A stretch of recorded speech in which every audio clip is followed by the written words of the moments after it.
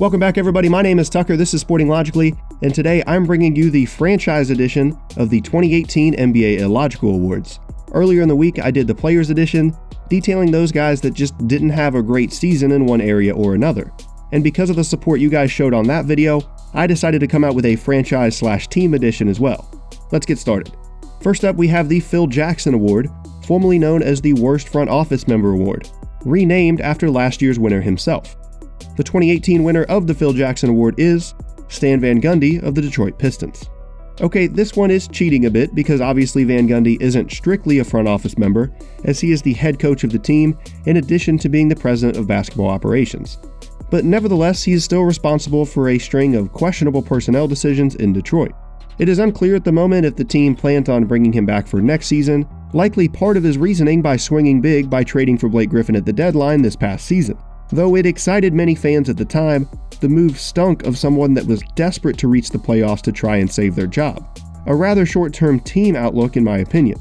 Detroit traded away some rather valuable assets for a player that, though very talented, is seemingly always injured, is a questionable fit alongside Andre Drummond in the front court, and just signed a contract that will pay him over $38 million in his age 32 season. While the competition for this award admittedly wasn't as strong as it has been in the past, as most front offices appear to have stayed away from the many awful signings of previous summers, the Griffin trade, along with smaller factors such as the Langston Galloway signing that I've already talked about in previous videos, makes Stan Van Gundy this year's winner of the Phil Jackson Award.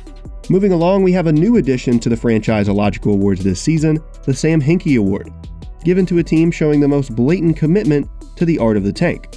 This season's winner is the Phoenix Suns. This may have been the most hotly contested awards race in the rather brief history of the Illogical Awards, as a startling number of teams fully embraced the idea of trying to lose in an effort to increase their chances of a franchise-altering lottery ball bouncing their way.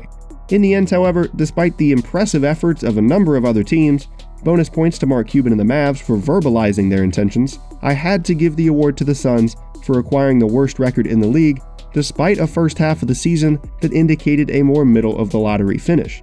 Honestly, this is basically what the Miami Heat did last season, where they overcame an awful start just in time to turn everything around and make the playoffs, except the complete opposite. On January 2nd, the Suns picked up their 15th win of the season, their third win in the past 4 games. They would go on to win just 6 games over the next 3+ months, including the impressive accomplishment of going the entire month of March without a victory.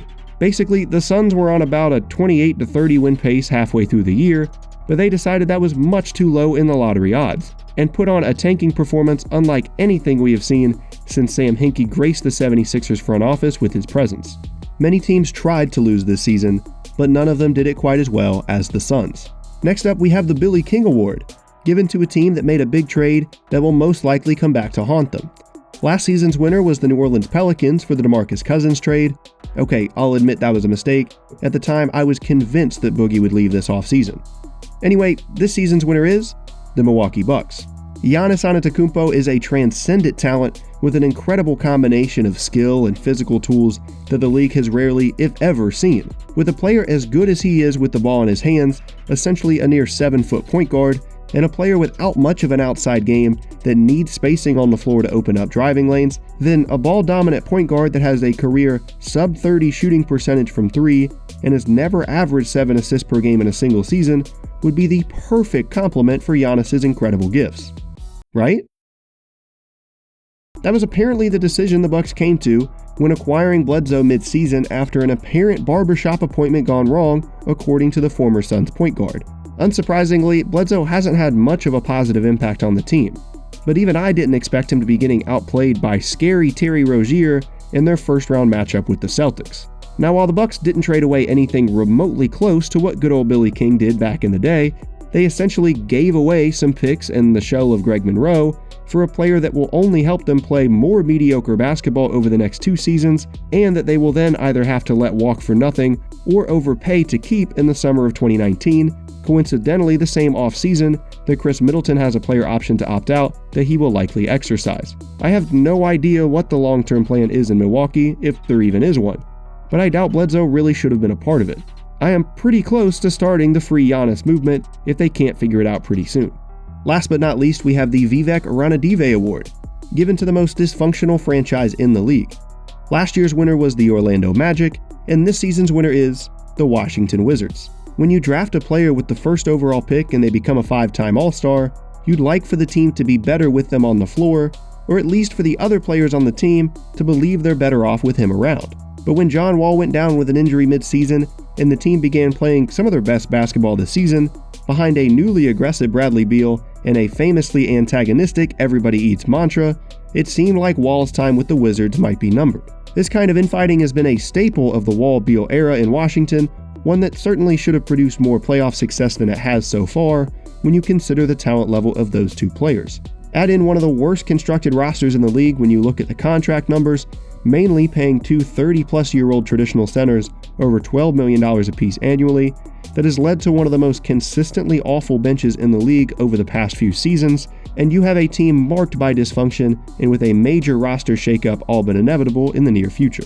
I'll admit that I flirted with the idea of throwing the Cleveland Cavaliers in here too, for their many issues, but I ultimately decided on the Wizards simply because of how consistently dysfunctional they've been over the past few seasons and the new level it reached this year. And that is all the awards that I have for the 2018 edition of the NBA Illogical Awards. If you liked the video, then leaving a like rating is a great way to let me know, and if you would like to see more videos just like this, then be sure to subscribe to Sporting Logically for more content every single week. Thank you so much for watching, and I will see you all next time.